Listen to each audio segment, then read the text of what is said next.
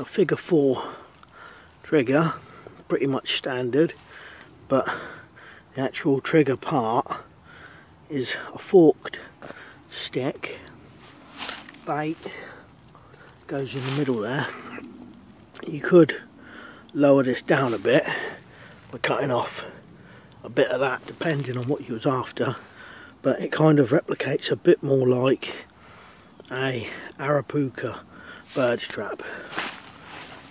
You could also put bait on the ends of each stick if you wanted to, some in the middle, and then